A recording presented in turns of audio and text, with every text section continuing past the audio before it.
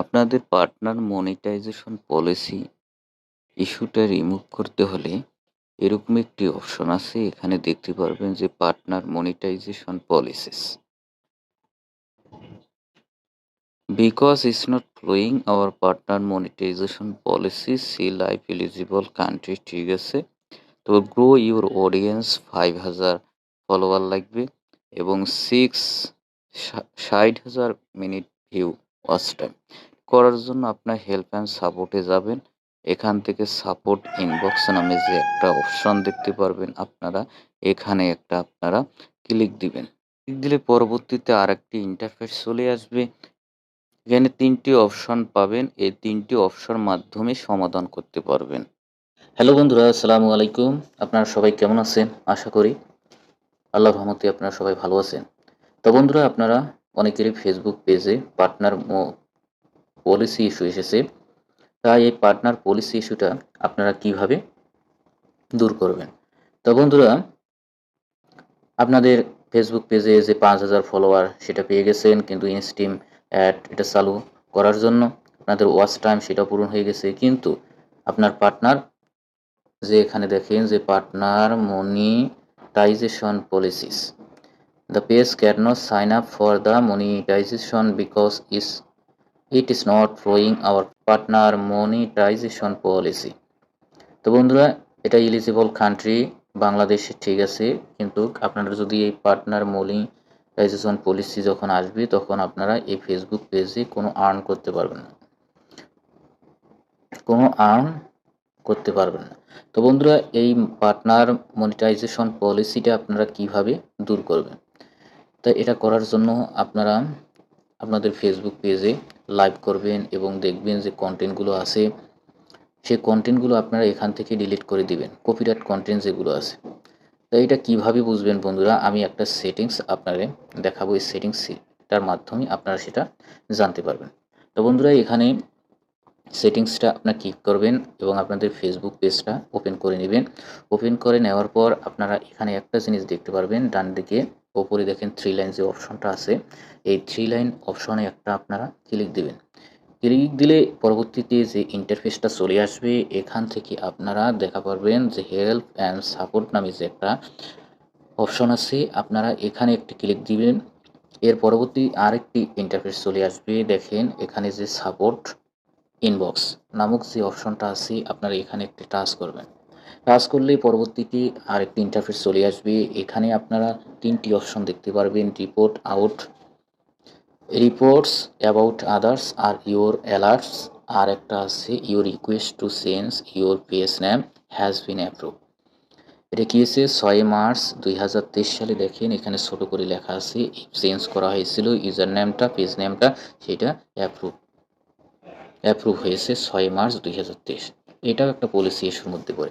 তা আপনারা 1 নম্বরে যে অপশনটা আছে এখানে একটা ক্লিক দিবেন। যে এখানে দেখেন একটা লেখা দেখতে পাচ্ছেন যে নো রিপোর্ট, এই নো অবশ্যই আপনার আপনার কোনো কেউ রিপোর্ট করে নাই, এটা ঠিক আছে। কিন্তু পরবর্তীতে আরেকটি জিনিস দেখাবো, আরেকটি অপশন দেখাবো, সেটা হচ্ছে যে ইউর অ্যালার্ট। এখানে যদি কেউ অ্যালার্ট দেয় বা আপনার কন্টেন্টে কেউ অ্যালার্ট দিলে আপনি এখান থেকে পেয়ে যাবেন। তা আপনার ইউর অ্যালার্টে একটা ক্লিক দিবেন। দেখেন আমার এখানে নো ভায়োলেশন আছে, কিন্তু এগুলো থাকার পরও কেন আমার পার্টনার মনিটাইজেশন পলিসিটা দেখাচ্ছে? তো এটারও একটা কারণ আছে, তা আমি এতদিন বুঝতাম না, কিন্তু এখন সেটা বুঝতে গেছি। এই দুইটা জিনিস আমার এখানে ঠিক পাইলাম। Thank you for helping to keep Facebook safe for everyone. এটার পর পরবর্তীতে আর একটু ব্যাগে আসবেন, আসার পর এখানে আরেকটি অপশন দেখতে পারবেন, দেখেন your request to change your page name has been approve. যে আমি যে ফেসবুক পেজটি খুলছি, এখানে ফেসবুক পেজটির নামটা পরিবর্তন করেছিলাম। তো সেটা কেন পরিবর্তন করেছি ফেসবুক কর্তৃপক্ষের কাছে সেটা সন্দেহাতীত মনে হয়, হতেই পারে সেটা হচ্ছে যে যদি তার ফেসবুক পেজটি ওই লোকেরই হয় বা আমারই হয়, তা আমি চেঞ্জ করব কেন, এটা একটা ইস্যু। এই জন্যে তারা পার্টনার মনিটাইজেশন পলিসি যে অপশনটা এখানে শো করতেছে। তো বন্ধুরা, এটা আমি কিভাবে সলভ করব তা আজকে দেখাবো। যে এই অপশনটা আছে এখানে একটা আপনারা ক্লিক দিবেন। ক্লিক দিলে পরবর্তীতে যে ইন্টারফেসটা চলে আসবে, এখানে দেখেন our message your page name change request has been approve হয়েছে, please keep in mind that it may take some time for this change appear on your page. If you had like to update your face username to match the new name, please visit করো এই number. এই ওয়েবসাইটটাতে visit করতে বলছে learn more about changing your face sure name. আপনারা এই option দুইটা দেখতে পারতেছেন, দুইটাতে ভিজিট করতে বলতেছে। আমি ভিজিট করলাম।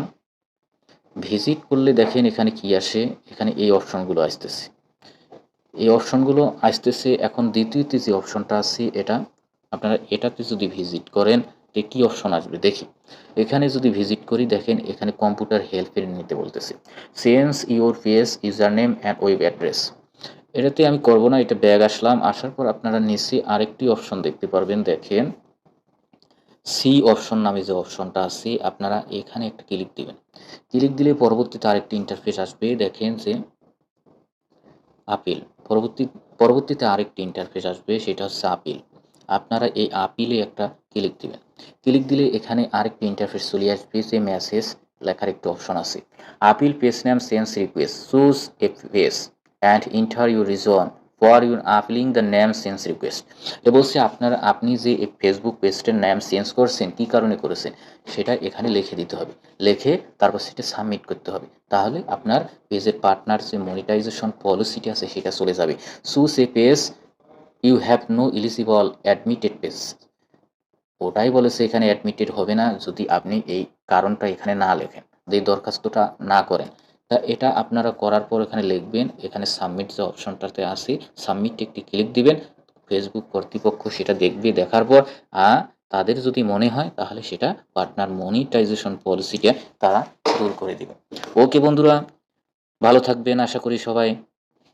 তো বন্ধুরা ভিডিওটি শেষ পর্যন্ত দেখবেন স্কিপ না করে, তাহলে অবশ্যই আপনাদের যে সমস্যাটা আছে সেই সমস্যাটা এখানে সমাধান করতে পারবেন। তো বন্ধুরা ভিডিওটি ভালো লাগলে অবশ্যই লাইক করবেন, শেয়ার করবেন এবং ইউটিউবে দেখলে অবশ্যই ইউটিউব চ্যানেলটি আমার সাবস্ক্রাইব করে রাখবেন।